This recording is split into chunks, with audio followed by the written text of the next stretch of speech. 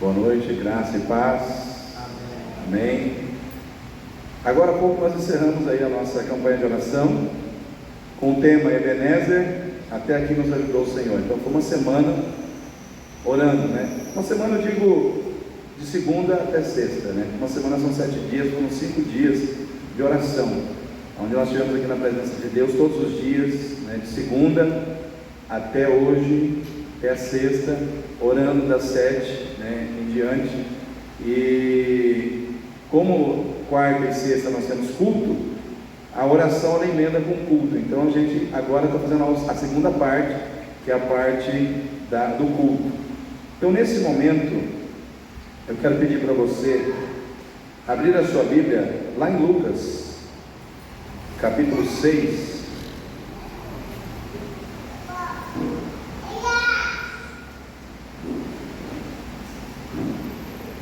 Lucas capítulo 6. Lucas 6, 6, né? Lucas 6, 6. Mãe Eli fez cirurgia, está bem, graças a Deus. Está de óculos escuros. Não é porque ela está fazendo, né, irmãos, uma imagem aí, né? Não, é porque ela fez uma cirurgia nos olhos, né? Então, para quem não sabe, a irmã Eli de óculos escuros à noite, é porque ela está operada, né? Mas vamos lá, Lucas capítulo 6, versículo 6, diz assim: E aconteceu também, no outro sábado, que entrou na sinagoga e estava ensinando, e havia ali um homem que tinha a mão direita mirrada.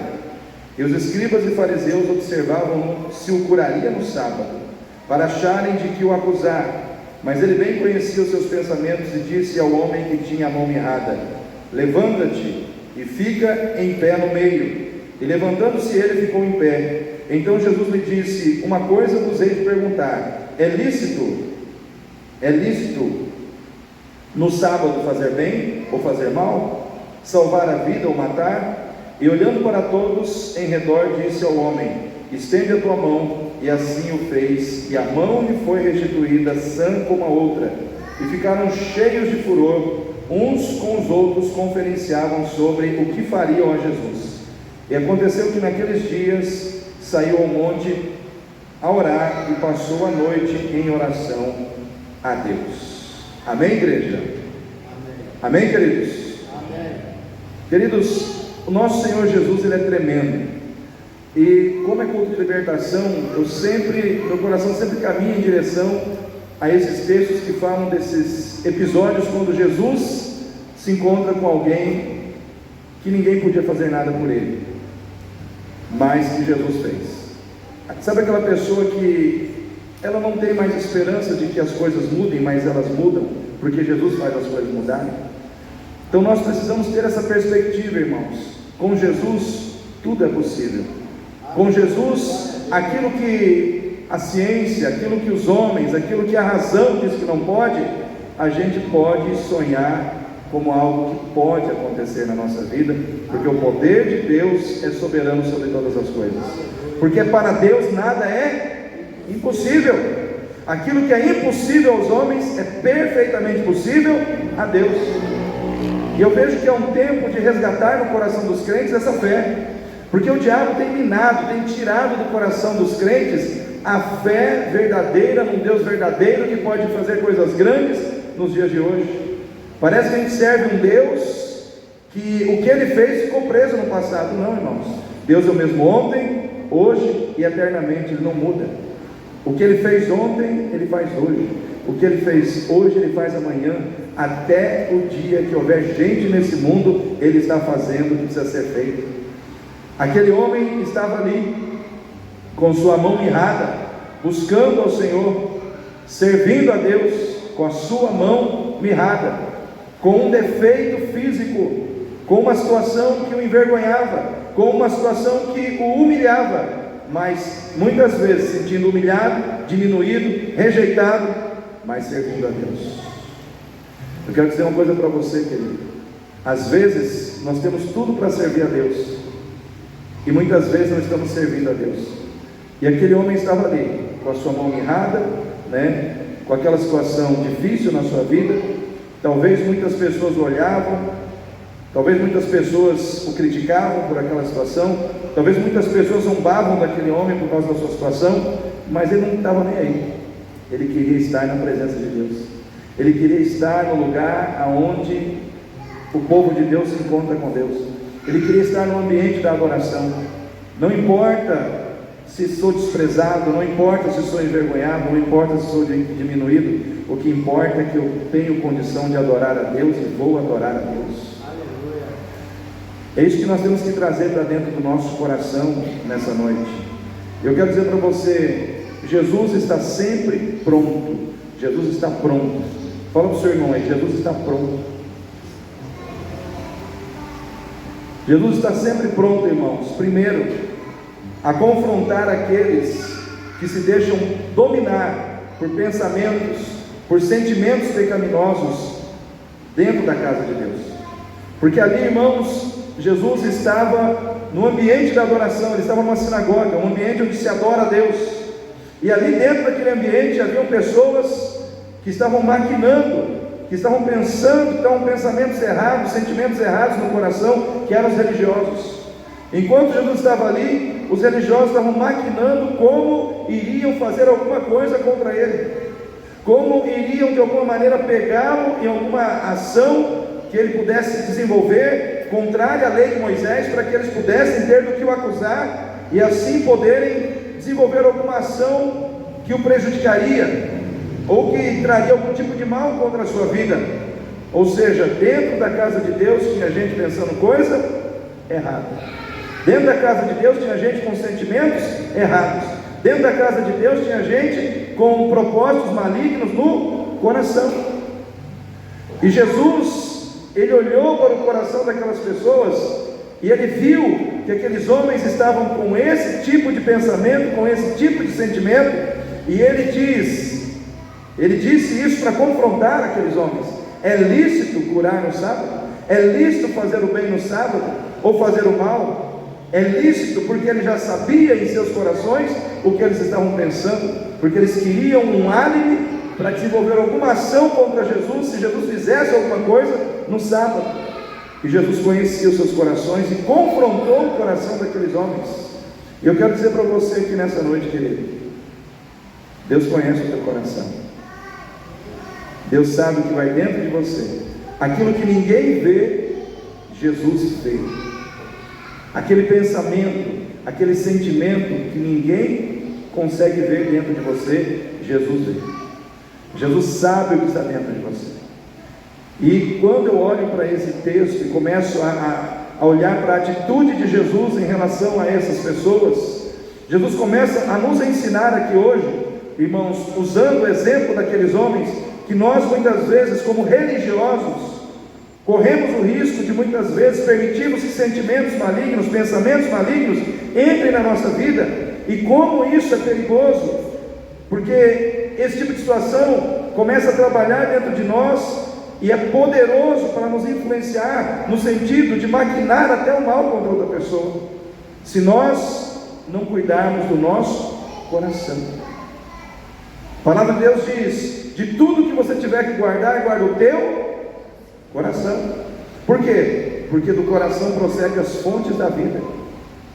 Jesus, ele fala com os religiosos, dizendo: vocês são como sepulcros caiados, belos por fora e podres por dentro. O que Jesus estava dizendo? Que muitas vezes existe uma bela aparência por fora, para esconder o que está feio por dentro. O que é um sepulcro caiado? É um sepulcro que você joga cal nele, deixa ele branquinho, bonitinho, mas lá dentro tem ossos. Se você tirar de lá, você vai ver a podridão que está lá dentro. Isso é um sepulcro caiado. E quando ele fala isso, ele usa essa expressão, ele usa esse exemplo para falar com aquelas pessoas que estavam dizendo: o interior de vocês não está bom. Eu não olho para o lado de fora, eu olho para o lado de dentro. Porque, irmãos, tudo começa aqui dentro. Tudo começa dentro do nosso coração. Nós precisamos vigiar o que está dentro de nós, Às vezes nós podemos correr o risco de estarmos vivendo de aparência. Estamos vivendo uma aparência de santidade quando nós estamos sendo santos. Estamos vivendo uma aparência de amor quando na realidade nós não estamos amando ninguém. Na realidade, se a gente tiver a oportunidade, a gente esgana a pessoa, né? Se a gente tiver a oportunidade, a gente puxa o tapete da pessoa. Estamos vivendo uma aparência de amor a Deus, quando na realidade nós estamos amando o mundo, amando as coisas do mundo, amando os prazeres da carne. Deus, quando eu tiver tempo, Deus, quando der, Deus não é tão importante assim na minha vida. A gente não diz isso, mas fala isso com as nossas atitudes, porque as suas atitudes falam mais alto que as suas palavras. Amém, igreja? As suas atitudes falam mais alto que as suas palavras, porque é fácil dizer eu amo a Deus. Deus quer ver as atitudes que comprovam isso, atitudes de sacrifício, atitudes de renúncia, atitudes, irmãos, que revelam o quanto realmente Ele é importante para nós. Então, estarmos dentro de uma igreja, ouvindo a palavra de Deus, mas carregando no nosso coração pensamentos e intenções malignas, é perigoso. Não basta você estar dentro de uma igreja, não basta você estar num ambiente de adoração. Você pode estar dentro do ambiente de adoração carregando coisas erradas no coração. Pode ou não pode, irmãos? O fato de você estar aqui impede de você estar pensando coisas erradas? Não impede, né? O fato de você estar aqui não impede que a sua mente divague, vá lá para fora, pense coisas que a gente não está vendo. Eu não estou vendo o que você está pensando, eu não estou vendo o que está acontecendo dentro de você, eu não sei o que se passa dentro de você, mas eu quero dizer para você, o meu Jesus sabe. Ele sabe o que está acontecendo no seu íntimo, Ele sabe se existe alguma luta dentro do seu coração, Ele sabe se existe alguma crise dentro de você, moral, espiritual. Ele conhece. E quando Jesus confronta aqueles homens, Ele não confronta aqueles homens buscando o seu mal, mas libertá-los de um pensamento errado, libertá-los de um entendimento errado, libertá-los de uma postura errada. Jesus não confronta ninguém buscando o mal daquela pessoa, mas buscando a libertação daquela pessoa. Amém. Muitas vezes a libertação precisa acontecer aqui e aqui. Amém, igreja? Amém. Às vezes nós temos a oportunidade de ouvir Deus, Deus fala com a gente, Deus mostra o caminho, Deus revela de forma muito clara o que nós temos que fazer, mas nós insistimos em caminhar na direção oposta. Quem lembra de Caim e de Abel? Levanta a mão. Os primeiros dois irmãos que pisaram a face da terra. Dois irmãos, só tinha dois irmãos. E aí diz a palavra de Deus que eles foram sacrificar ao Senhor. Abel pegou das primícias das suas ovelhas e ofereceu a Deus. E Caim trouxe alguma coisa. Não diz que Caim pegou das primícias ou do melhor daquilo que a lavoura dele produziu. Diz que ele trouxe alguma coisa para o Senhor. E o Senhor se agradou daquele que ofereceu a ele o melhor. Porque o Senhor, Ele espera de mim e de você não alguma coisa, Ele espera de mim e de você o melhor, daquilo que podemos entregar, da nossa atenção, da nossa dedicação, do nosso tempo. Ele espera de nós o melhor. E aí tem gente que dá para Deus qualquer coisa, tem gente que dá para Deus o melhor, e Deus tem todo o direito de se agradar de quem entrega o melhor para Ele. E Ele olhou para o sacrifício de Abel e Ele se agradou daquele sacrifício, porém não se agradou do de Caim. E o que Caim fez? Caim começou a sentir inveja, ciúme, raiva do seu irmão. E o que o Senhor fez? Ele viu o seu coração. Falou: Caim, o pecado, ele está à porta, mas sobre ele você deve dominar. Em outras palavras, Deus estava dizendo assim: eu estou vendo tudo que você está aí carregando de mágoa, de ressentimento, de maldade contra o seu irmão, mas sobre esse sentimento você deve dominar. Você não pode se deixar dominar por eles. E o que Caim fez, irmãos? A palavra entrou por aqui e saiu por aqui. Vou repetir, a palavra entrou aqui, saiu por aqui. Sabe aquela situação do ouvir por ouvir? Ouvir por educação? Você não está aqui para ouvir por ouvir. Você não está aqui para ouvir por educação. Você está aqui para ouvir e para ser transformado por aquilo que você ouve. Amém? Você está aqui para ouvir e se deixar transformar. Se deixar transformar pelo poder da palavra. Quem se deixa transformar é transformado. Quem não se deixa transformar, Deus não transforma. Porque depende de nós deixar Deus agir. Se você ignorar a palavra, se você não der atenção à palavra, ela não faz efeito na sua vida. E Caim, ele não ouviu o que Deus quis dizer para ele.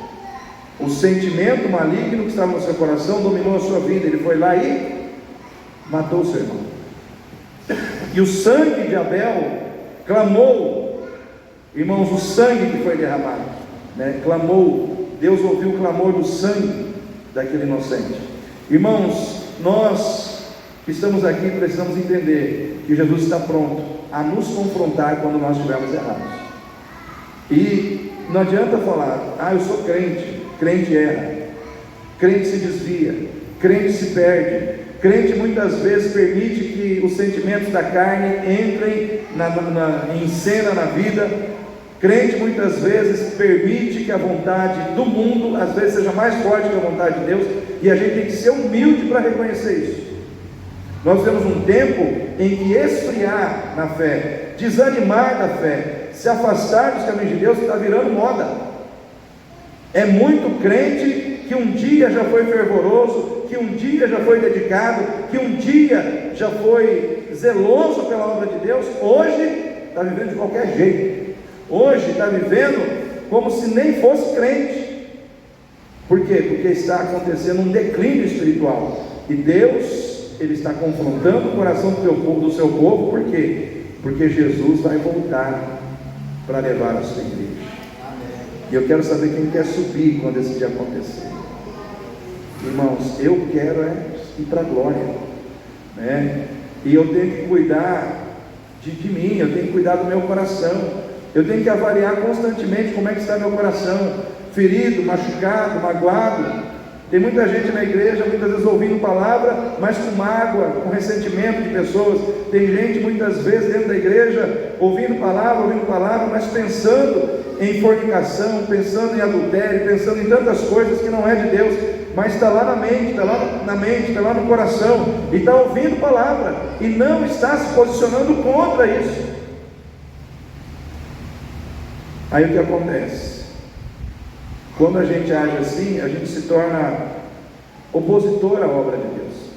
Ao invés da gente ser um instrumento, a gente se torna uma oposição ao agente de Deus, que foi o que aconteceram com esses homens. Jesus estava querendo curar um doente e eles estavam ali fazendo oposição internamente nos seus corações. Quem quer que pessoas sejam curadas aqui? Então você não tem que ficar aí pensando, mas eu sou batista, mas eu sou tradicional, não, você tem que pensar, Deus cura. Porque antes de ser batista eu sou cristão, amém, irmãos?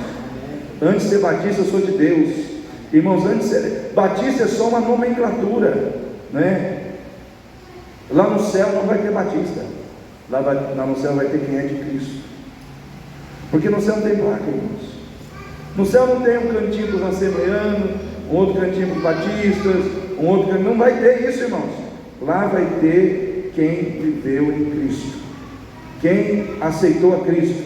Não vai ter placa de igreja, Às vezes o Senhor quer fazer, mas o nosso coração se opõe, o nosso coração questiona, o nosso coração duvida, o nosso coração põe limites, e o nosso Deus, Ele é um Deus que não conhece limites e barreiras. Para Ele tudo é possível, e nós precisamos crer e colocar a nossa fé em sintonia com aquilo que Ele é poderoso para fazer. Amém? Jesus está sempre pronto. Jesus está sempre pronto, irmãos, para colocar em evidência, para chamar, colocar em evidência aqueles que são desprezados, desvalorizados por causa dos seus defeitos, por causa das suas imperfeições. Diz a palavra de Deus que havia um homem ali que tinha um defeito na mão, a mão dele era mirrada, minguada, ele tinha uma imperfeição física. E quem tem defeito, imperfeição, se esconde, sim ou não, irmãos? Sim ou não, irmãos? Geralmente a pessoa que tem uma imperfeição, que tem um defeito, ela não quer ficar em público, ela não quer ficar à vista de todos, porque ela tem um defeito. Então ela se esconde, ela quer ficar num cantinho, ela quer ficar acuada. Por quê? Porque ela tem algo que a envergonha, que a diminui, ela não quer se sentir assim, né? Quem tem defeito foge do contato das pessoas, mas Jesus pega e chama aquela pessoa e põe no meio de todo mundo, no meio de todo mundo. Mesmo sabendo que aquela pessoa tinha um defeito, mesmo sabendo que aquela pessoa não gostava de ficar em público à vista de todos, mesmo sabendo que aquela pessoa tinha dificuldade em que todo mundo ficasse olhando para a sua vida por causa do seu defeito. Por que Jesus fez isso? Para expor aquela pessoa, para envergonhar aquela pessoa? Não, irmãos. Jesus chamou aquele homem que tinha aquele defeito, que tinha aquela imperfeição, e colocou à vista de todos para mostrar que, apesar do seu defeito, aquele homem tinha valor. Apesar do seu defeito, aquele homem tinha valor. Tem pessoas que têm imperfeições, defeitos físicos, às vezes alguma deficiência física, às vezes alguma anormalidade em relação à estrutura física, ou porque é magro demais, ou porque é obeso, ou é gordo demais, né? Enfim, existem pessoas que têm deficiências ou anormalidades que também são emocionais, né? Ou intelectuais, devido à má formação, não conseguiu ter acesso à escola, a estudo, e às vezes a pessoa fala errado, tem dificuldade de se expressar. Sim ou não, irmãos? São imperfeições, são situações que às vezes as pessoas carregam, né, consigo. Às vezes a pessoa fala errado, ela não sabe se expressar direito, porque não teve condição de estudar, não teve condição de ir para uma escola, né? Existem pessoas que têm problema de caráter, que a deficiência dela é no caráter. A pessoa ela tem uma dificuldade para falar a verdade, ela mente, enfim.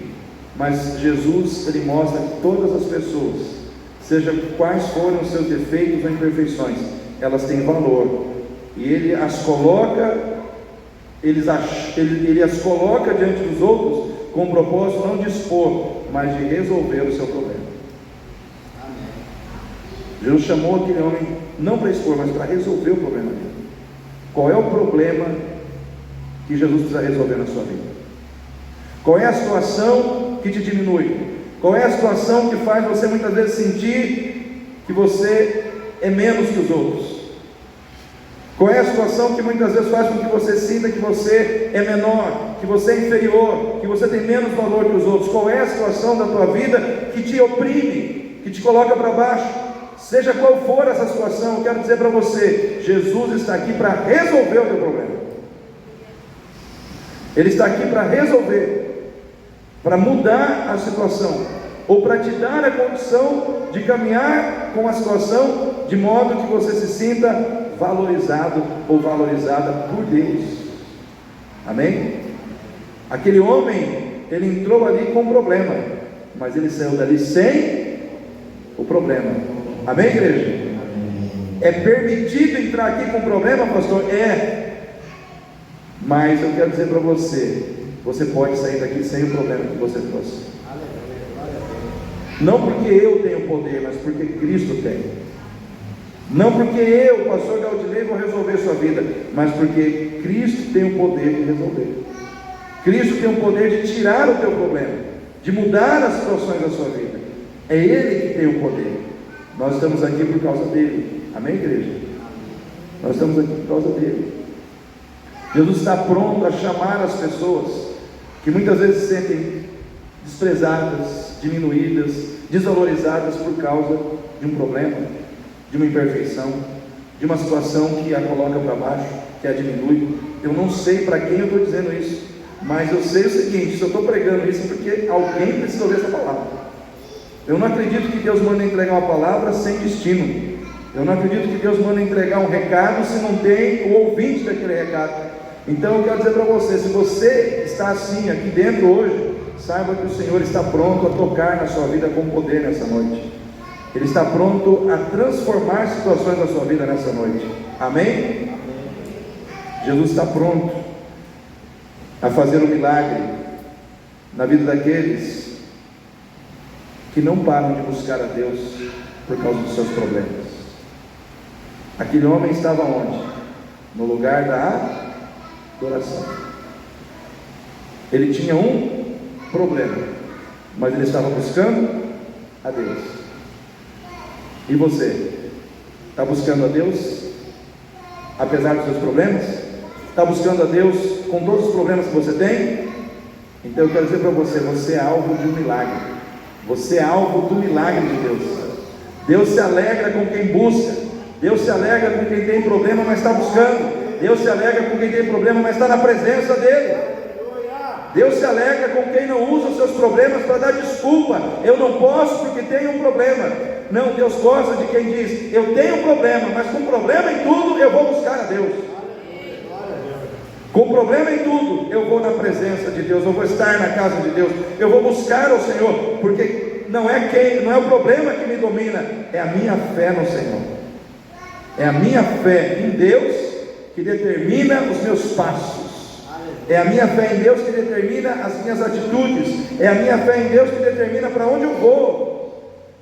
O que tem determinado os seus passos? O que tem determinado o seu agir? Os seus problemas ou a sua fé em Deus?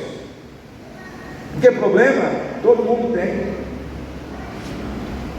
E nós precisamos entender que o Deus que resolve os problemas de todos nós é um só. É Cristo. Amém? Ele é a solução. Jesus está pronto a operar um milagre na vida daqueles que o buscam apesar dos seus problemas. Jesus está sempre pronto a operar um milagre na vida daqueles que obedecem os seus comandos. Ele chamou aquele homem poderia ter dito, não vou.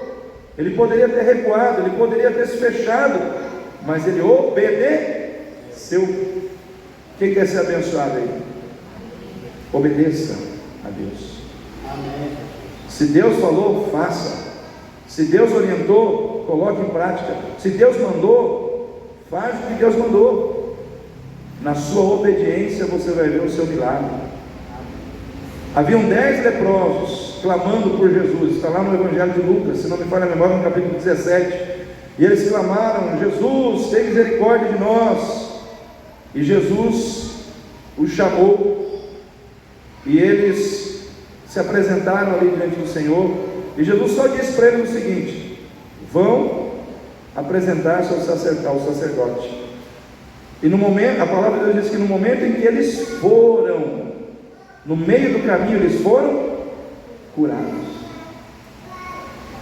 Jesus não colocou a mão sobre eles, Jesus falou para eles irem se apresentar.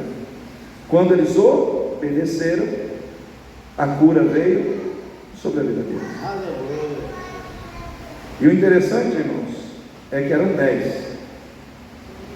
Só um voltou para agradecer.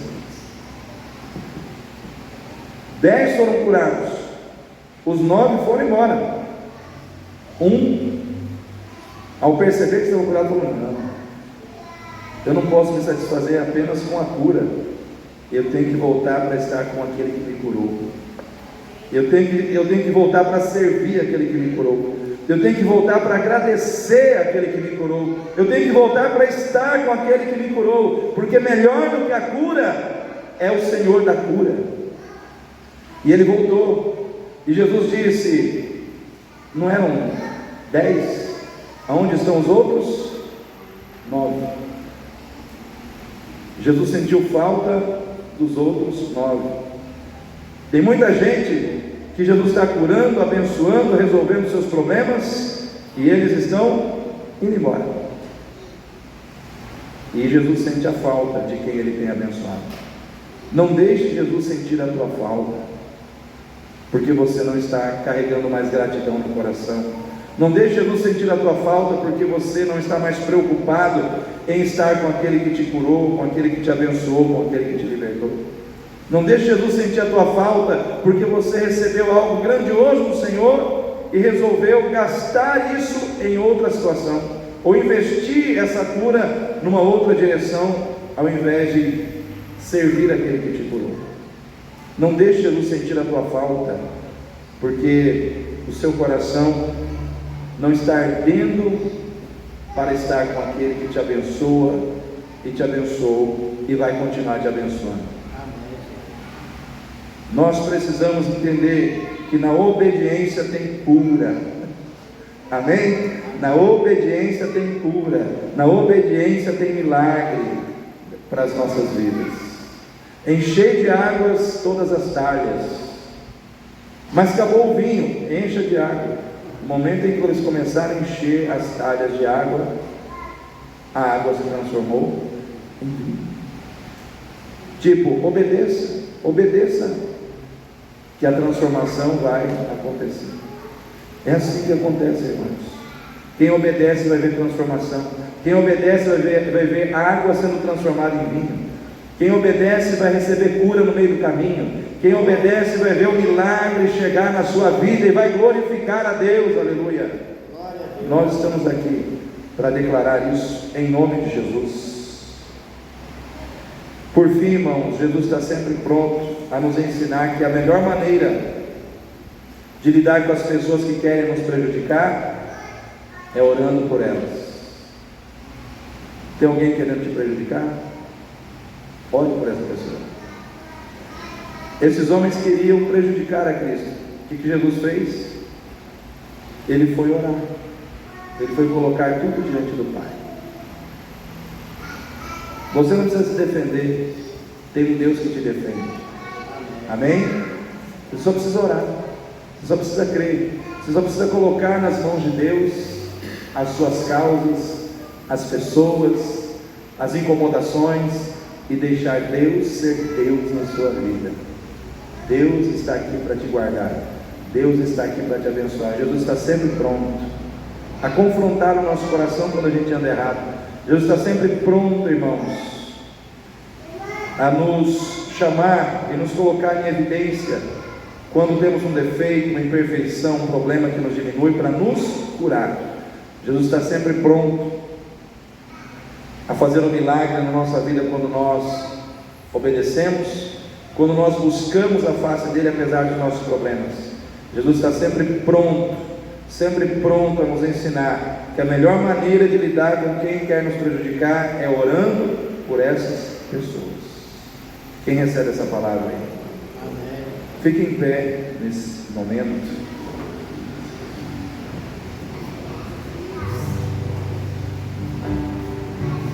Aleluia. Glória a Deus. Grande é o Senhor. Nós te adoramos, Senhor. Te bendizemos neste lugar de adoração. Declaramos que o Senhor é Deus sobre as nossas vidas. E essa palavra é poder para libertar, é poder para renovar, é poder, Senhor Deus, ó Pai, para ajustar as coisas da nossa vida. Nessa noite, Senhor, nós tomamos posse de tudo aquilo que o Senhor nos entrega em Cristo Jesus. Cura, libertação, renovo, ó Deus, correção na mente, correção no pensamento, porque muitas vezes, ó Pai, corremos o risco de carregarmos pensamentos errados, sentimentos errados, e muitas vezes o Senhor nos confronta para tirar isso da nossa vida. Pai, em nome de Jesus, toma conta deste lugar, toma conta das nossas vidas, toca-nos com tua mão de poder, renova as nossas forças, Pai. Coloca, Senhor Deus, ó Pai, em nós o teu querer, ó demantuí de raçubi andaramacheia, alamaçuí andaramassou. Deus de glória, há poder no nome de Jesus, há poder no nome de Jesus para quebrar cadeias, há poder no nome de Jesus para quebrar cadeias, para cadeias quebrar, ó Deus, para destruir barreiras, aleluia, em nome de Jesus. Eu profetizo cadeias sendo quebradas, eu profetizo cadeias sendo destruídas, em nome do Senhor Jesus. Que o teu poder se mova, ó Deus, sobre essas vidas que aqui estão, Pai, e a tua vontade de bênção, A tua vontade vitoriosa seja estabelecida sobre as nossas vidas nesta noite, aleluia, em nome de Jesus, em nome de